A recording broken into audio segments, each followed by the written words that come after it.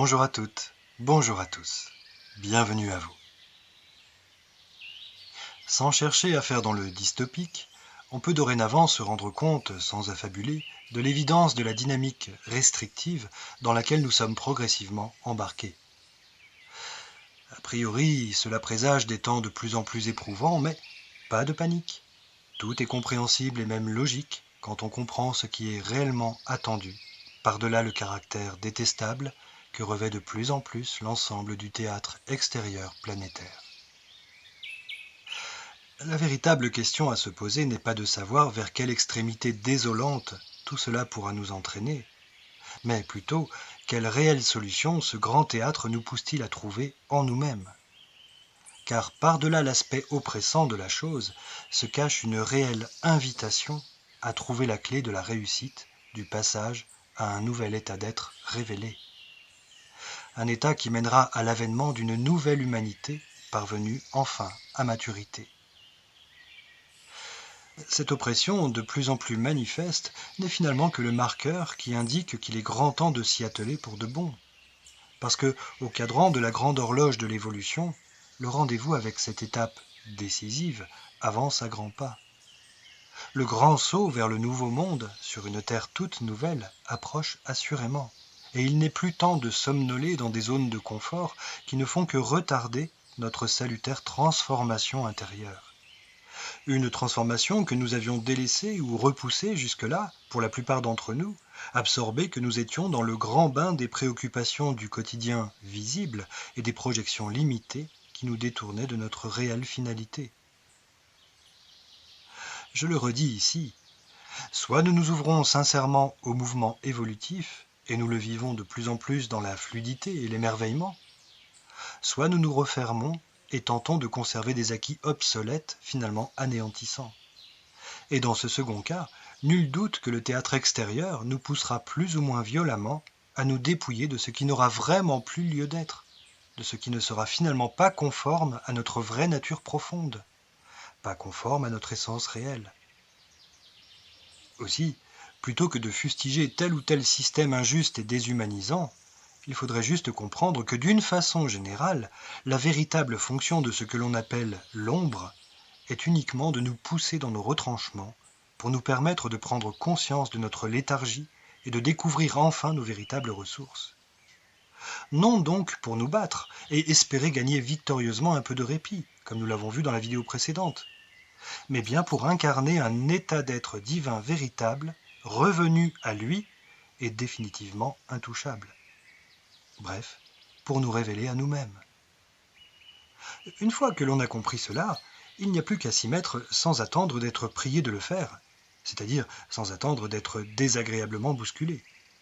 D'autant plus qu'en attendant, comme nous avons jusque-là excessivement bâti la plupart de nos conceptions et de nos modes de fonctionnement à partir du visible, tous les systèmes en place qui représentent nos injustes créations inconscientes se referment progressivement sur nous pour nous obliger à chercher la résolution de notre problématique existentielle, cette fois dans la part invisible que nous avions délaissée pour notre plus grand malheur. Force est à présent de constater que cette part invisible, énergétique, nous était non seulement vitale, mais qu'elle en est désormais devenue salutaire. Et tant que nous n'aurons pas de nous-mêmes engagé ce travail de réforme intérieure radicale, tous les systèmes se refermeront un à un sur nous pour que nous en venions à délaisser toutes les fausses réponses à partir desquelles nous les avions créées, jusqu'à retrouver alors, dans notre entièreté invisible, au sein même du visible, la véritable réponse, la solution devenue unique, être pleinement dans sa vérité. Il n'est donc pas nécessaire d'attendre d'être violemment délogé de chacune de nos anciennes fausses planches de salut pourrissantes, de chacune de nos idées faussées de la réalité, ni d'attendre que nos masques soient définitivement brisés pour enfin accéder à cette véritable réponse intérieure. Nous pouvons nous épargner ce mécanisme révélateur détestable en nous focalisant d'emblée sur ce qui est profondément attendu, la vérité retrouvée d'abord en soi. Et alors, la vie ne pourra que nous ouvrir les bras et nous encourager de plus en plus légèrement dans cette réelle dynamique d'évolution, puissamment désirée et entreprise de bon cœur. La vie ne peut que choyer la vie. pourvu que l'on sorte enfin soi-même, en conscience, de la logique de tragédie, pourvu que l'on s'affranchisse également des influences dualistes de l'astral et de ces jeux d'ombre et de lumière illusoires et aliénants. Je le répète, ces jeux d'ombre et de lumière illusoires et aliénants.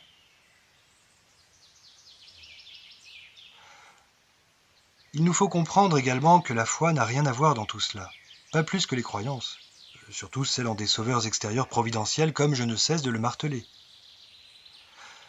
Tout n'est qu'affaire de choix éclairés et d'engagement entier, pourvu que l'on ait compris quels étaient les véritables enjeux ainsi que les véritables attentes. D'ailleurs, les systèmes basés sur les croyances religieuses finiront par se refermer eux aussi sur les humains. Parce que l'on se rendra compte que même s'ils approchaient la vérité, qu'ils permettaient de garantir un certain équilibre, qu'ils étaient les garants d'une dynamique d'élévation suffisante des consciences qui permettait heureusement au plus grand nombre d'échapper à une condition grossière et chaotique, ils incarnaient néanmoins et n'apportaient finalement qu'une idée plus ou moins approximative de cette vérité. Et tous ces systèmes, l'un après l'autre, ne pourront qu'engendrer déceptions amères et colères immenses, parce que l'humanité, ouvrant enfin les yeux, se sentira totalement trahie. Mais il faudra bien qu'elle comprenne que la trahison manifestée à l'extérieur ne venait d'abord que d'elle-même, parce qu'elle s'était elle-même égarée, parce qu'elle s'était infligé initialement ce mensonge en elle-même. Alors, ne soyons pas étonnés, tout ce mouvement de refermement et d'oppression demeurera inévitable tant que l'être humain ne cherchera pas de lui-même le cheminement de son émancipation. Car le but de l'oppression menant à l'effondrement des repères extérieurs est que l'être humain puisse se retrouver seul face à lui-même, seul face à sa vérité profonde, seul face à sa réalité essentielle, indépendante de toute influence et de tout décentrage provoqué par un quelconque théâtre extérieur devenu plus ou moins illusoire. Et tout sera fait, et tout est déjà fait, pour que l'on en revienne à fonctionner avec et depuis un théâtre intérieur pleinement redécouvert en conscience et parfaitement maîtrisé. Quoi de plus logique si l'on veut prétendre bâtir un nouveau monde en conscience, un nouveau monde à notre image véritable? Et c'est pour cela, je le répète, qu'il importe avant tout de nous reconnecter à notre soi supérieur, situé en nous-mêmes dans une dimension d'unité. Il n'est pas d'autre chemin que celui-là pour accéder au paradigme de la nouvelle Terre qui s'en vient de plus en plus rapidement. Et pour y parvenir, commençons par délaisser les faux prérequis et les injustes fatalités entretenues depuis l'astral.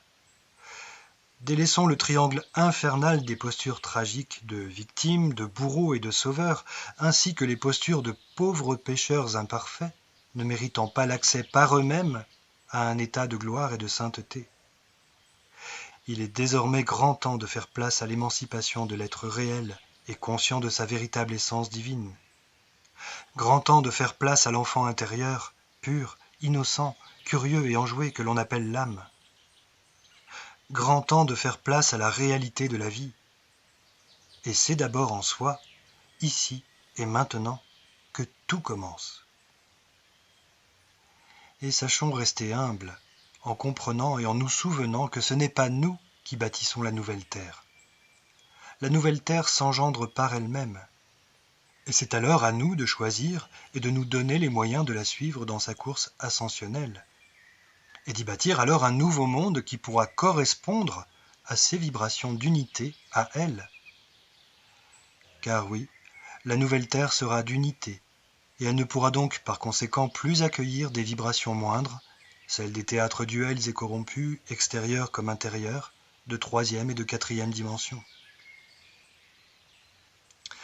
C'est donc une réforme de conscience menant à une fréquence vibratoire plus élevée de nous-mêmes qu'il nous faut urgemment envisager pour pouvoir relever le défi d'évolution. Pas de panique, pas de volonté de contrôle ni de calcul, pas d'attente de résultats ni d'idées préconçues, pas de peur ou de doute de l'échec non plus. C'est avant tout l'ouverture au changement, l'ouverture à la métamorphose ainsi que la soif de vérité et l'engagement sincère dans cette voie inédite qui nous permettront de suivre naturellement le courant de notre évolution, de plus en plus comme des poissons dans l'eau. Il nous est seulement demandé d'y participer avec enthousiasme et du mieux possible, avec la sincérité et la pureté du cœur, comme des enfants seraient prêts à abandonner spontanément leurs vieux habits pour se jeter nus, libérés et sans a priori dans le grand bain de la nouveauté. C'est aussi simple que cela. Durant cette préparation, nous côtoierons encore la tragédie et la souffrance de celles et ceux qui s'accrocheront désespérément aux anciens repères. Ce n'est pas pour autant que nous aurons à nous laisser entraîner, que nous aurons à nous laisser abîmer dans leur jeu tourmenté. Nous n'avons plus à subir, même par amour, ces jeux que nous avions résolument choisi de quitter. Chacun devra comprendre et accepter qu'il n'y a de sauveur que soi-même. Nous ne pourrons qu'espérer inspirer tous les égarés pour qu'ils décident alors, d'eux-mêmes et seulement d'eux-mêmes, de nous rejoindre dans le courant véritable de la vie. Et bien sûr qu'alors nous les y aiderons puissamment. Ne pas devoir chercher à tout prix à être un sauveur pour son prochain ne signifie pas pour autant que l'on ne pourra pas représenter la manifestation du salut qu'il se sera lui-même enfin accordé. Vous saisissez la différence ? Prenez divinement soin de vous, ainsi que de la qualité de vos relations divinement humaines, relations aux autres, comme à la vie tout entière. Et soyez particulièrement à l'écoute des animaux, ils se préparent à nous surprendre. Assurément et définitivement, nous allons ensemble vers l'unité retrouvée sur la Terre. Et ce faisant, personne ne pourra jamais plus s'y opposer.